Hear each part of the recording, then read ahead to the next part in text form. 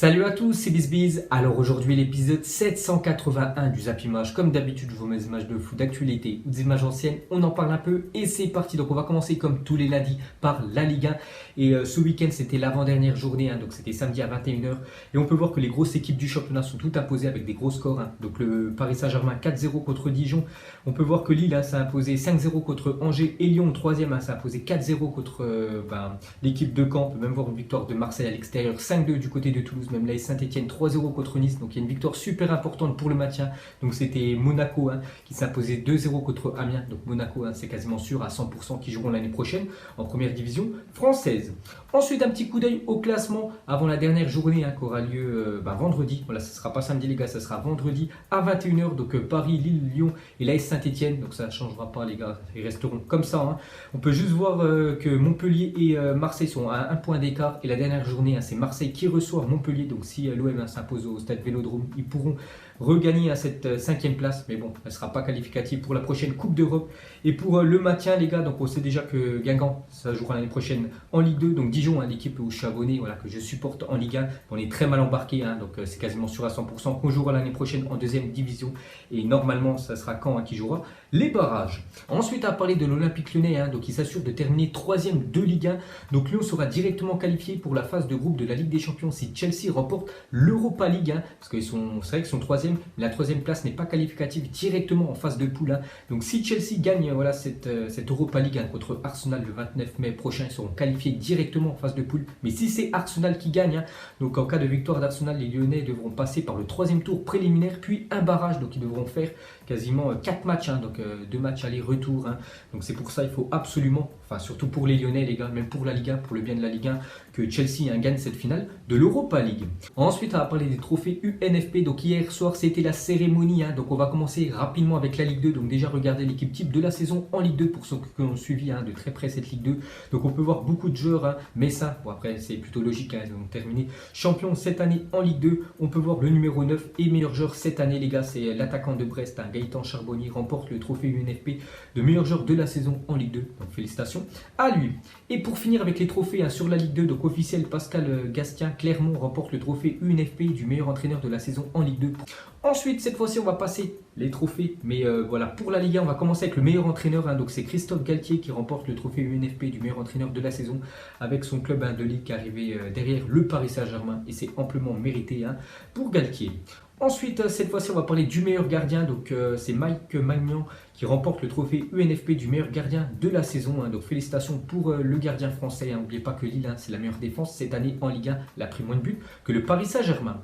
Ensuite, cette fois-ci, on va parler de Karim Benzema qui remporte le trophée UNFP du meilleur joueur français évoluant à l'étranger de la saison. Je crois qu'on avait le choix entre Benzema, entre Paul Pogba, il y avait aussi Antoine Griezmann et un autre joueur, je ne me souviens plus. Et c'est Karim Benzema qui a remporté ce trophée. Ensuite, cette fois-ci, on va parler du plus beau but cette année en Ligue 1 et c'est Loïc Rémy qui remporte ce trophée.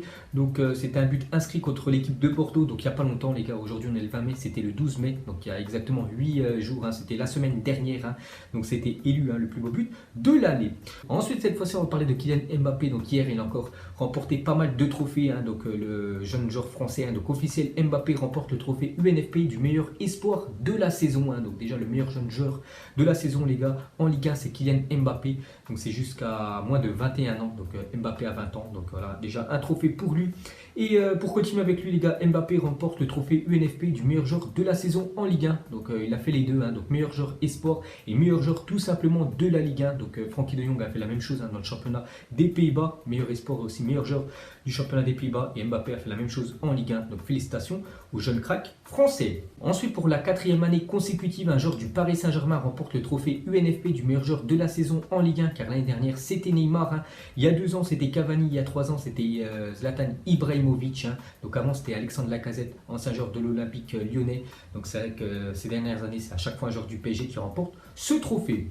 Ensuite, on continue avec Kylian Mbappé. Donc, dès qu'il a reçu ces 2 trophées, il a fait une déclaration, on peut dire, très surprenante. Il a mis quasiment une clim, on peut dire, dans cette cérémonie, surtout pour les joueurs du Paris Saint-Germain, le staff du PSG. Parce qu'il a dit, bon, c'est peut-être le moment d'avoir plus de responsabilités. Ce sera peut-être au PSG avec grand plaisir ou peut-être ailleurs avec un nouveau projet. Donc, c'est la première fois quand même que Kylian Mbappé parle, qui pourrait quitter le Paris Saint-Germain. Pourquoi pas voilà, cet été. Donc c'est quand même incroyable ce qu'a dit Kylian Mbappé. Donc soit il met un coup de pression pour gagner tout simplement plus d'argent, ou soit vraiment il veut quitter le Paris Saint-Germain cet été. Donc affaire à suivre les gars, avec Mbappé, son avenir au PSG ou pas. Ensuite, pour continuer avec lui, donc les déclarations de Kylian Mbappé au trophée UNFP provoquent l'effet d'une bombe en Espagne, parce qu'on sait que le Real Madrid veut Kylian Mbappé. Ils ont déjà quasiment acheté Eden Hazard, et Mbappé c'est une autre priorité de Zidane. Et après ce qu'il a dit quand même hier à la cérémonie, donc maintenant les espoirs sont remis, on peut dire, pour l'équipe du Real Madrid. Donc affaire à suivre les gars.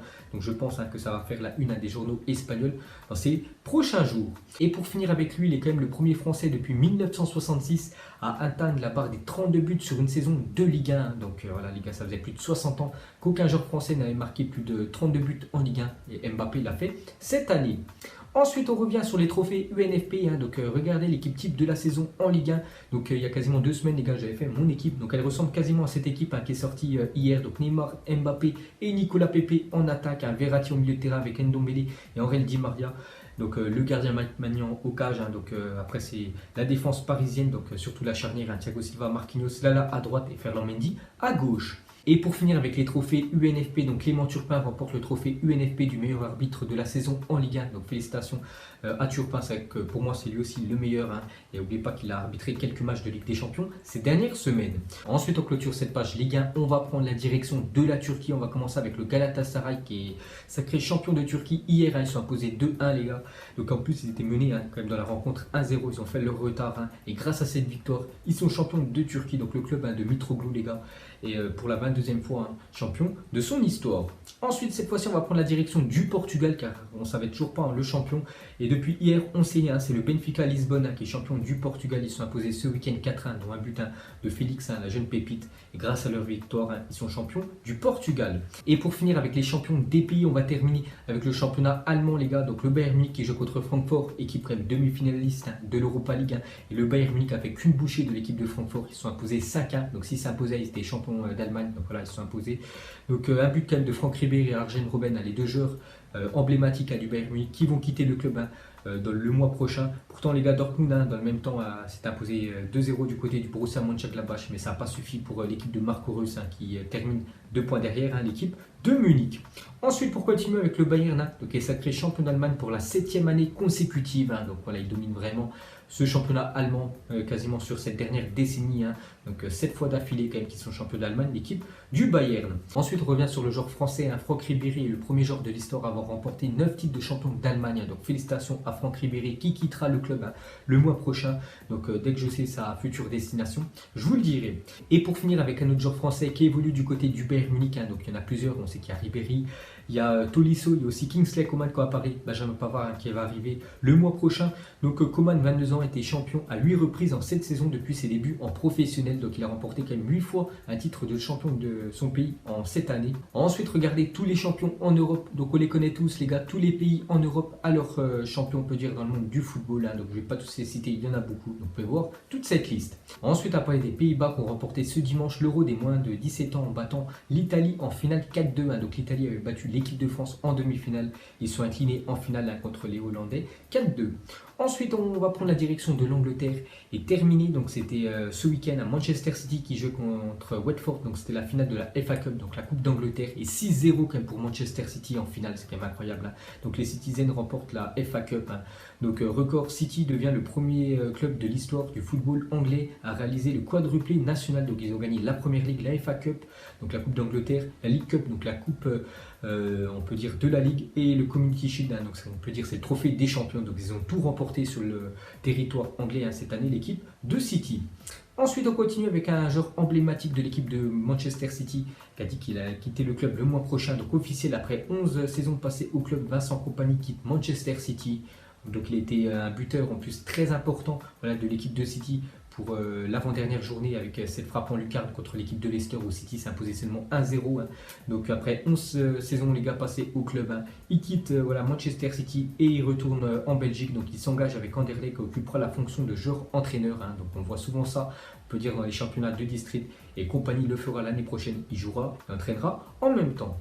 Ensuite, on va parler de la Ligue des Champions féminine car ce week-end c'était la finale, hein, c'était samedi.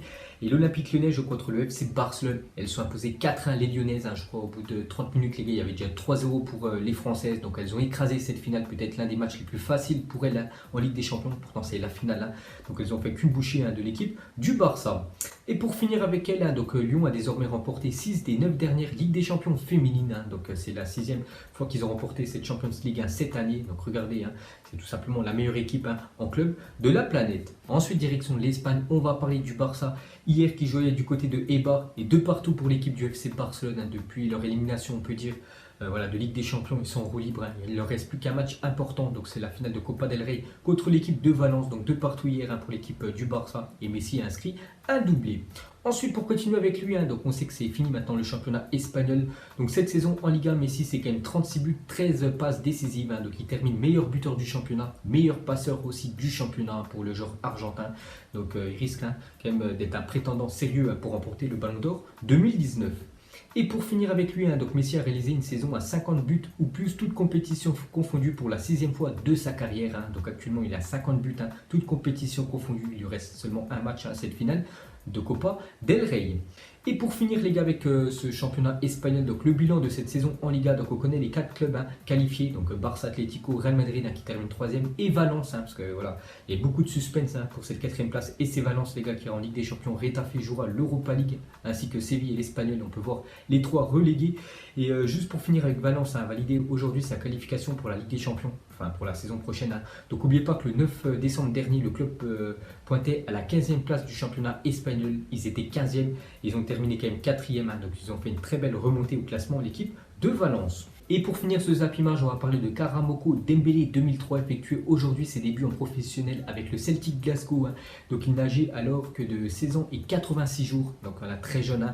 Et ce week-end, enfin hier les gars, il est rentré en cours de jeu. Donc n'oubliez pas que ce joueur, pour ceux qui me suivent vraiment depuis longtemps, j'en ai déjà parlé, c'était en plus le titre de mon zappimage 8. Voilà, actuellement on est au zappimage 781, c'était le 4 octobre 2016, donc il y a 3 ans, et j'avais marqué à 13 ans, il est surclassé, il joue déjà avec les U20 d'un club pro, donc j'avais parlé de Dembélé, voilà, qui avait seulement 13 ans, il jouait déjà avec les U20, et 3 ans plus tard les gars, je reparle de lui, qu'il a fait ses débuts on peut dire en équipe professionnelle, donc très belle évolution pour ce joueur du Celtic Glasgow. Donc voilà les gars, la fin du zappimage 781, donc si ça vous a plu, un petit like, et je vous ferai l'épisode 782 demain. Donc moi je vous laisse et je vous dis à la prochaine comme d'habitude. Ciao à tous. Vie est moche, donc on l'a maquillée avec des mensonges. Ego son âme est moche, plus qu'à la maquiller avec des mensonges. Je sais pas ce qui se passe dans ma tête. Parfois, je voudrais sauver la terre. Parfois, je voudrais la voir brûler. Ça va pas trop, je roule en terre. Trop de haine pour 9 mètres carrés. Tristesse, faut pas.